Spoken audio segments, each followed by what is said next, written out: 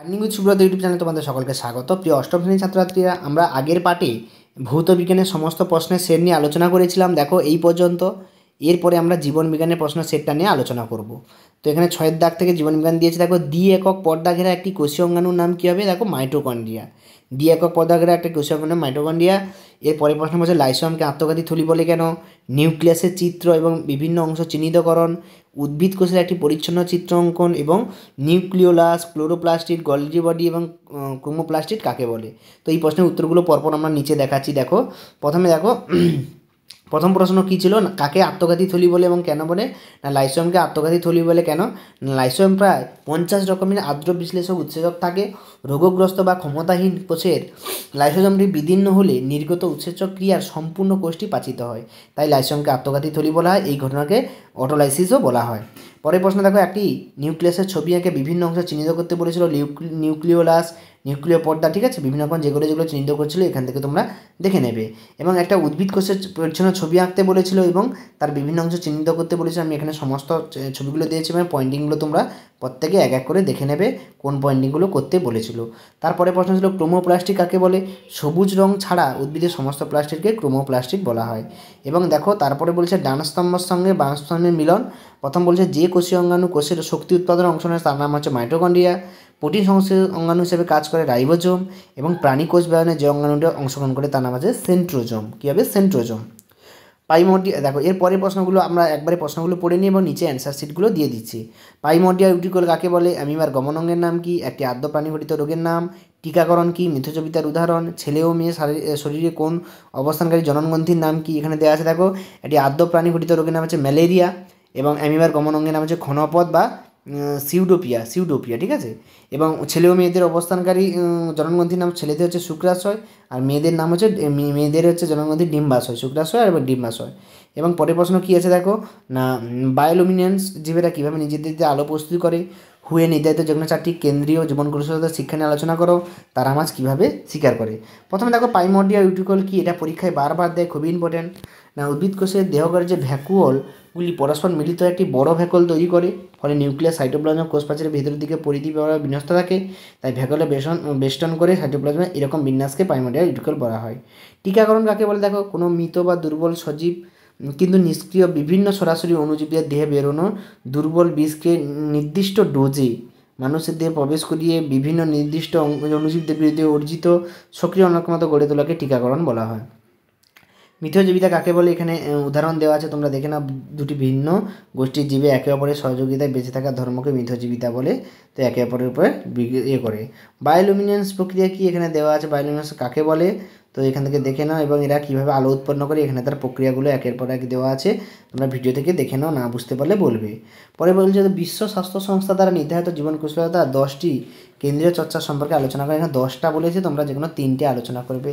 আত্মসচেতনতা, বিশ্লেষণ ধর্মী চিন্তা, সিদ্ধান্ত নেওয়া, সমস্যা দূর করা, সৃজনশীল চিন্তা, পারস্পরিক সংযোগ স্থাপন, পারস্পরিক সম্পর্ক তৈরি, সহানুভূতি, মানসিক চাপ নিয়ন্ত্রণ এবং আবেগ নিয়ন্ত্রণ করা। পরের প্রশ্ন দেখো তারা মাছের শিকার পদ্ধতি আলোচনা করো। এখানে 5টা পয়েন্ট দিয়ে আলোচনা করা আছে, তোমরা যে কোনো 3টে লিখলেই হবে, এখান থেকে লিখবে। পরের প্রশ্ন দেখো কি বলেছে, কচুরিপানার 2টি উল্লেখযোগ্য ব্যবহার লেখো। তো কচুরিপানার ব্যবহার, এখানে দেখো কচুরিপানা কী কাজে লাগে এবং তার সঙ্গে দিয়েছে বাঁশ গাছে ফুল এলে বিভিন্ন রোগের প্রাদুর্ভাব ঘটে, যুক্তি সহ ব্যাখ্যা করো। সুন্দরী গাছের শ্বাসমূল ঠেসমূল কী কারণে হলুদ জীবাণুনাশক হিসাবে ব্যবহৃত হয়? ত্রিফলা কি, এর কী জন্য ব্যবহার করা হয়? প্রথমে কচুরিপানার ব্যবহার দেখো। কচুরিপানার মূলে নাইট্রোজেন আবদ্ধকারী ব্যাকটেরিয়া বসবাস করায় নাইট্রোজেনের পরিমাণ অনেক বেশি থাকে, যা বায়োগ্যাসের উৎসরূপে এবং সাররূপে পশুখাদ্যরূপে ব্যবহার করা হয়। থাইল্যান্ড, ভিয়েতনাম, ফিলিপিন্সের কচুরিপানার কাণ্ডকে এমব্রয়ডারি করতে ব্যবহার করা হয় এবং বস্ত্রশিল্পে তন্তু হিসাবে ব্যবহার করা হয়। কচুরিপানার শুকনো কাণ্ড ঝুড়ি, আসবাবপত্র এবং কাগজ তৈরিতে কাঁচামাল হিসাবে ব্যবহার করা হয়। সোনার খনি অঞ্চলে নির্গত সায়ানাইড শোষণ করতে কচুরিপানা ব্যবহার করা হয়। এরপরে বলছে বাঁশ গাছের ফুল ফোটার সঙ্গে দুর্ভিক্ষ মহামারী দেখা দেওয়ার সম্পর্কে যুক্তিসহ বর্ণনা করো। না যখন বাঁশ গাছে ফুল ফোটা নিয়ে বিজ্ঞানীদের মধ্যে বিভিন্ন মতবাদ বর্তমান। অনেকের মতে যখন বাঁশ গাছের জীবন শক্তি কমে আসে তখন অঙ্গজ বৃদ্ধি বন্ধ হয়ে বাঁশ গাছের জননগত বৃদ্ধি হয়। এই সময় বাঁশ গাছের নিজের সর্বশক্তি ব্যয় করে ফুল ফোটায় এবং সেই ফলই বাঁশ গাছের মৃত্যু ঘটে। যখন এখানে অনেকে উদাহরণ ইঁদুরের সংখ্যা অত্যাধিক বৃদ্ধি পাওয়ার ফলে ওই এলাকায় শস্যক্ষেত গুদামে শস্যের ব্যাপক পরিমাণ ক্ষতি হয় এবং দুর্ভিক্ষ দেখা যায়। তো এইগুলো হচ্ছে মেন কারণ। এটাই হচ্ছে ফোটার মহামারী সম্পর্কে যে বৈজ্ঞানিক যে ব্যাখ্যা, এইটাই হচ্ছে কারণ। এইগুলো তোমরা যে কোনো 2 কি 3টে লিখবে, সেক্ষেত্রে এটাই হয়ে যাবে। সুন্দরী গাছ কী জাতীয় গাছ? সুন্দরী গাছ এক প্রকার ম্যানগ্রোভ উদ্ভিদ। এর বৈশিষ্ট্য দেখো বা এগুলো লবণাক্ত মাটিতে জন্মায়। শ্বাসমূল ঠেসমূল এগুলো দেখা যায় এইসব গাছে, ঠিক আছে। শাখামূলও কিছু দেখা যায় এই উদ্ভিদের, ঠিক আছে। পরের প্রশ্ন দেখো কি বলেছে, ত্রিফলা কী? ত্রিফলা কী আমরা জানি, আমাদের একদম শেষ চ্যাপ্টার থেকে দিয়েছে। এখানে দেখো ছবিও দিয়েছি যে ত্রিফলা কথা হচ্ছে 3টি ফল আমলকি, হরিতকি, বহেড়া। এই 3টি ফলকে শুকনো চূর্ণ করে সপরিমাণে মিশ্রিত করে যে আয়ুর্বেদিক ওষুধ গুণাগুণ মিশ্রণ তৈরি করা হয় তাকে ত্রিফলা বলে। দেখো হরিতকি, আমলকি এবং বহেড়ার ছবি দেওয়া আছে। ত্রিফলা কী কাজে ব্যবহার করা?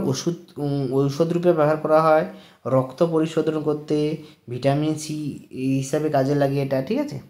পরের প্রশ্ন ছিল কারকিউমিন কী, এর উপকারিতা কী, ঠিক আছে। কারকিউমিন কী না, হলুদে যে বিশেষ জীবাণুনাশক ক্ষমতাযুক্ত যৌগ উপস্থিত থাকে তাকে কারকিউমিন বলে। উপকারিতা, কারকিউমিন ব্যাকটেরিয়া, ভাইরাস, ছত্রাক ধ্বংস করতে পারে এবং ক্যান্সার, ডায়াবেটিস, আর্থ্রাইটিস এবং অ্যালার্জি, আলজাইমার রোগ চিকিৎসা করতে ব্যবহার করা হয়। দেখো তোমাদের এই যে বিজ্ঞানের যে প্রথম স্কুলটা, তার ছোটো প্রশ্ন 2 নম্বর সব কিছু আমি সমাধান করেছিলাম 1 নম্বর পার্ট 1-এর ভিডিওতে, অর্থাৎ ভৌতবিজ্ঞান যে পার্টে আছে সেই পার্টে আলোচনা করেছিলাম। তো যারা দেখোনি তাদেরকে বলছি এখান থেকে তোমরা দেখে নাও, আমি শেষে দেখিয়ে দিচ্ছি। এবং যারা দেখোনি তোমরা ওখান থেকে দেখো, ওখান থেকে দেখলে তোমরা বুঝতে পারবে। দেখো এই যে 212 নম্বর পেজ, এইখান থেকে প্রশ্নগুলো আমি আলোচনা করেছি, অ্যান্সারগুলো কী কী হলো সেগুলোও বলে দিয়েছি, গণিতগুলোও ভালোভাবে ব্যাখ্যা করে দিয়েছি। তোমরা সেখান থেকে দেখো, দেখলে তোমরা পুরো ভিডিওটা দেখলে বুঝতে পারবে। এবং তোমাদেরকে বলা এরকম সমস্ত পরিবেশ বিজ্ঞানের সমস্ত প্রশ্নের সমাধানগুলো করে দেওয়া হবে। তোমরা এই চ্যানেলটিকে ফলো করতে থাকো এবং সাবস্ক্রাইব করো এবং নোটিফিকেশানটা চালু করে রাখবে। যখনই কোনো আমি ভিডিও ছাড়বো তোমাদের আগে, সবার আগে তোমাদের কাছে নোটিফিকেশান পৌঁছে যাবে।